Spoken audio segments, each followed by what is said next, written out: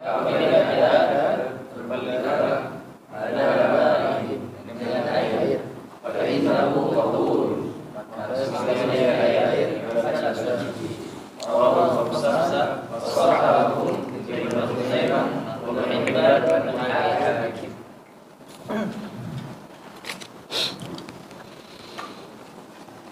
Bismillahirrahmanirrahim.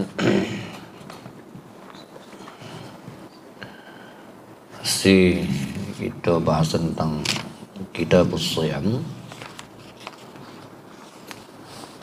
Hadis yang berikutnya, wa an Sulaiman bin Amir Ad-Dhabi'i, dari Sulaiman bin Amir Ad-Dhabi'i, dari Nabi sallallahu alaihi wasallam, dari Nabi sallallahu alaihi wasallam qala, bersabda, idza aftara ahadukum, apabila berbuka salah seorang di antara kamu, kata Rasulullah, fal yuftir ala tamrin, maka berbukalah dengan tamar. Tamar itu kurma.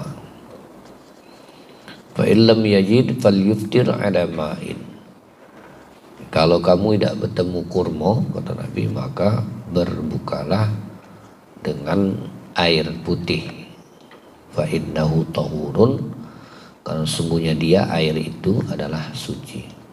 Rawahul khamsah wa sahahu Ibnu Khuzaimah wa Ibnu Hibban wal Hakim.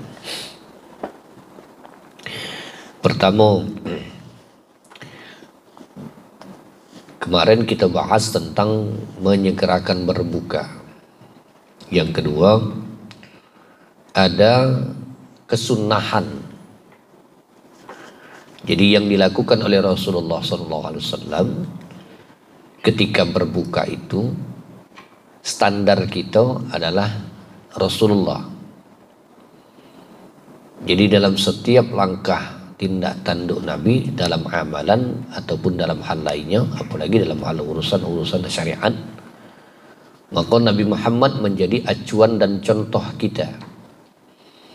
Karena apapun yang dilakukan oleh Rasulullah, disampaikan oleh Rasulullah, bahkan ketetapan Nabi pun sendiri, itu sudah jelas dan nyata, pasti benarnya dan tidak diragukan tentang kebenarannya. Tidaklah berbuat Rasulullah, tidaklah berlaku Rasulullah, tidaklah bicara Rasulullah illa kecuali dalam bimbingan wahyu. Wa ma yantiqu 'anil hawa in huwa illa wahyu yuha. Nabi itu tidak ngomong, tidak berbuat kecuali wahyu dari Allah. Nah, kebiasaan Rasulullah dalam berbuka itu berdasarkan hadis, beliau ini berbuka dengan tamar, kurma. Kayak kita lihat beberapa referensi, apodionian kurma itu sebegitu istimewanya. Satu tanaman yang banyak di negeri Arab, yang tandus tapi tetap subur dan banyak buahnya. Sementara ditanam di wilayah lain yang di negeri Arab yang tandus, hidup tapi buahnya tidak sebanyak dengan yang ada di negeri Arab. Nah, begitu ketika seorang umatnya Rasulullah berbuka dengan tamar ini, berittiba atau mengikuti contoh yang diajarkan Nabi dalam berbuka, dia berbuka dengan kurma, maka bukanya tadi itu berpahala. Jadi setiap sunnah yang dilakukan itu berpahala. Jadi rugilah kita yang ada kesempatan mengambil pahala lewat sunnah, termasuk makan kurma ketika berbuka. Jadi kebiasaan Rasulullah itu seperti itu. Kalau tidak kate, fa illam yajid fal yuftir ala ma'in, maka minimal paling tidak ketika berbuka itu dengan air. Fa innahu tahurun, karena sesungguhnya dia itu suci.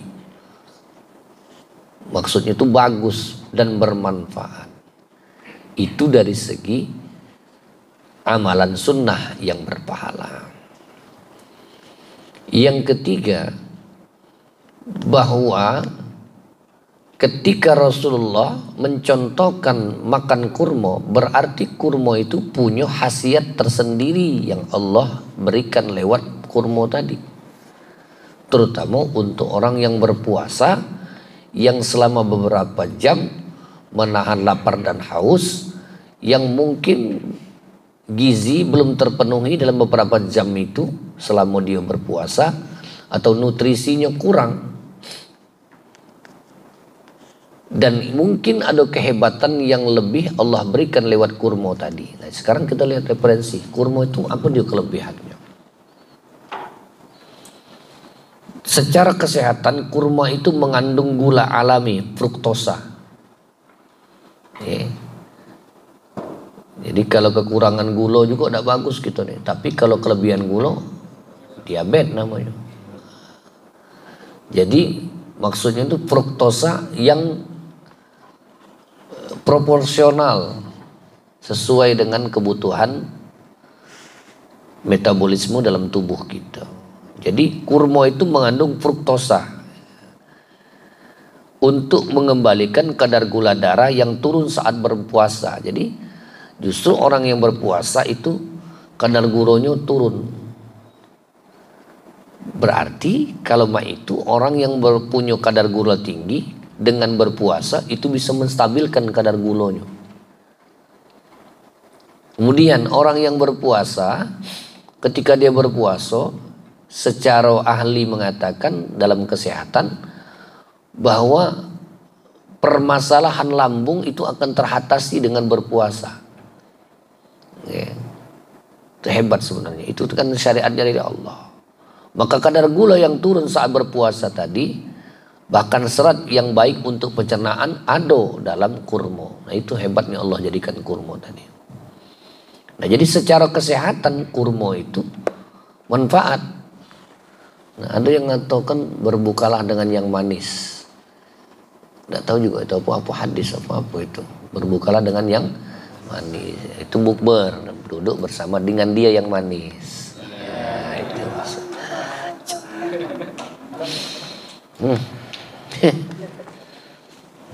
Dari mana? Ujung-ujungnya karena berbukalah dengan yang manis, berbuka dengan makan kolak. Kolak itu masalahnya di santannya kata ahli kesehatan. Maka orang yang berbuka dengan kolak itu bermasalah.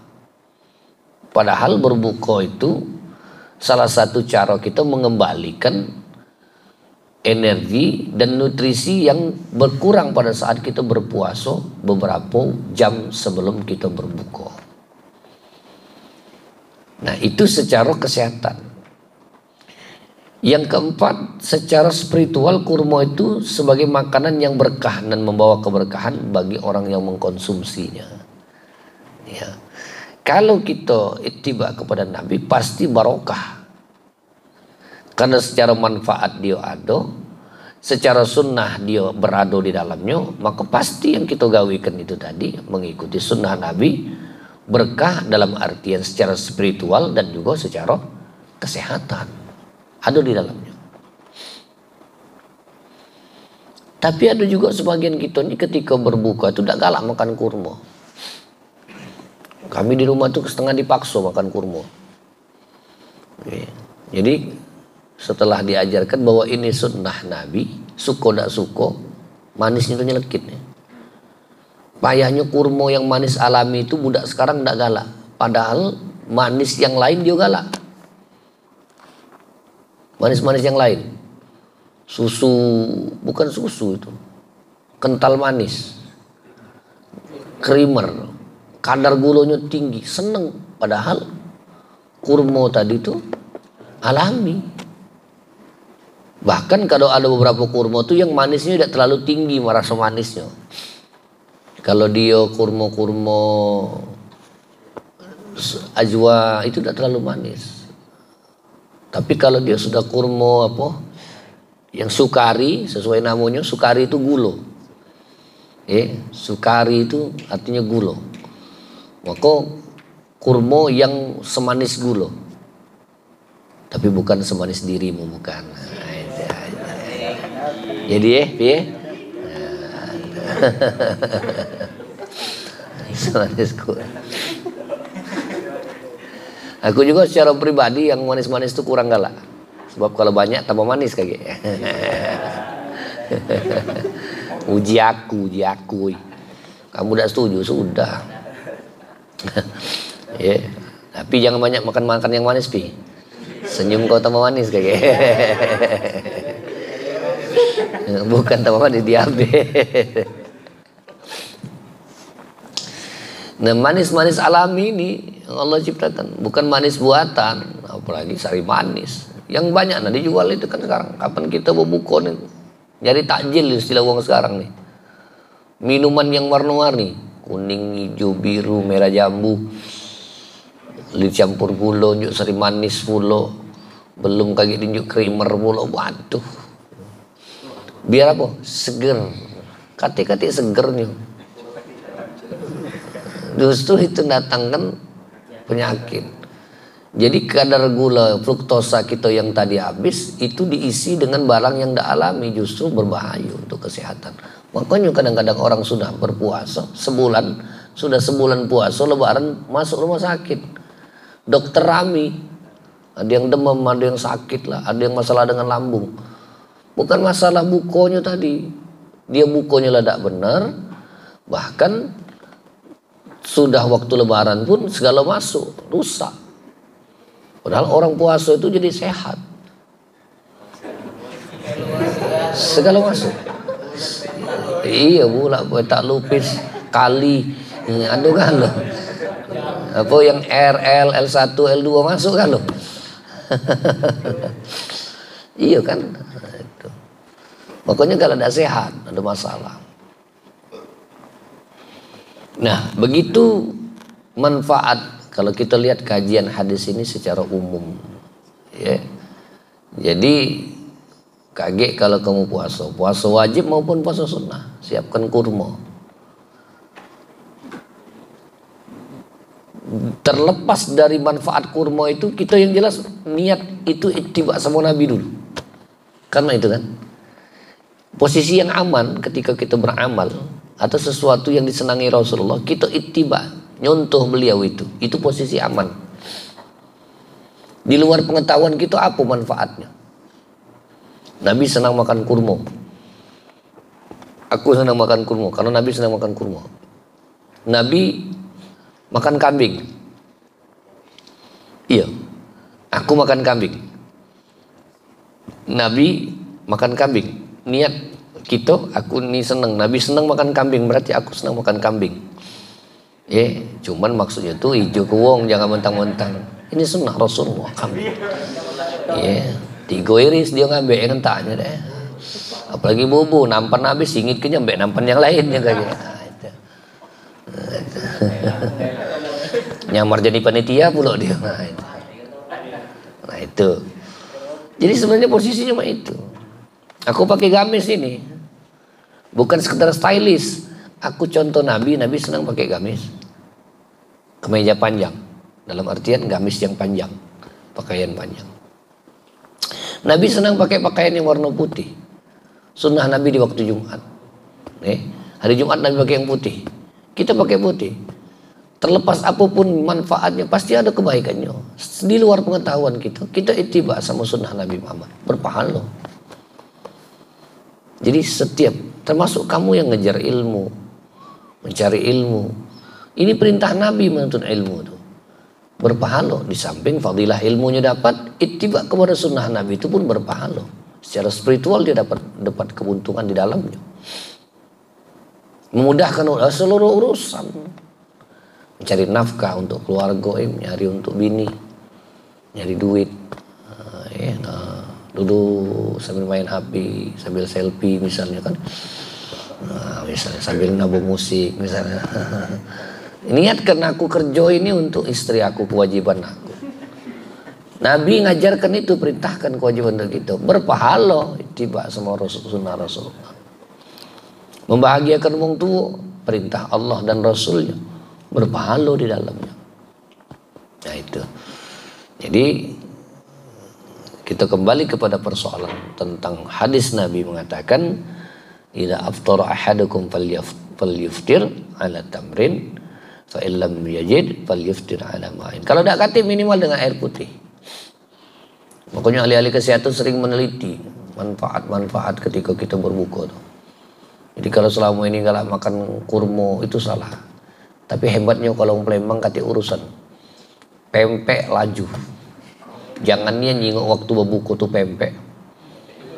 Ya, pempek lemak tuh pula, cukup kental tuh pula. Iya singonya. Agak dulu yang lain pempek dulu lanjak ke kawan. Merebut kawan. Agak dulu minimal wajah putih dulu. Ya, ada lagi ahli kesehatan mengatakan jangan makan yang dimasak dengan api, yang alami seperti buah-buahan. Karena ketika dia mengandung fruktosa, zat-zat nutrisi yang lain itu alami sifatnya, tidak lagi terkontaminasi, apalagi terkontaminasi dengan api. Mungkin berubah zat-zat yang nutrisi yang ada dalam makanan itu ketika sudah dimasak dengan api. Tapi ketika dia alami seperti buah, anggur, semangko, pisang, yang lain-lain ya, banyak. Nah, itu. Jadi ambil aman posisinya. Di samping mengikuti sunnah ajaran Rasulullah, kedua berhati-hati, tetap menjaga. Jadi manfaatnya itu kita dapatkan. Jadi fungsi puasa itu secara kesehatan kita dapatkan. Secara spiritual, secara amalan itu tidak bisa diragukan lagi. Karena bernilai pahala, apalagi puasa wajib dan puasa kata Nabi, kata Allah, wa ana ajzi, aku langsung membalasnya. Ya, orang yang berpuasa Allah yang langsung membalasnya. Itu pahala orang yang berpuasa itu. Wallahu a'lam. Dan di ngapo ngantuk dan di. Sudah dan di lah ngantuk, jadilah jangan panjang-panjang. Bismillahirrahmanirrahim. Alhamdulillahirabbil alamin. Allahumma shalli wa sallim wa karrim wa azim ala Muhammad wa ala alihi ajma'in. Allahumma aghnina bil ilmi wa zidna bil hilmi wa akrimna bit taqwa wa jannibna bil 'afiyati ya rabbal alamin. Allahumma lana dhunubana wa liwalidina inna yawma yaqumul hisab. Rabbana atina fid dunya hasanah wa fil akhirati hasanah wa qina adzaban nar. Sallallahu alaihi wa sallam. Alhamdulillahil alamin.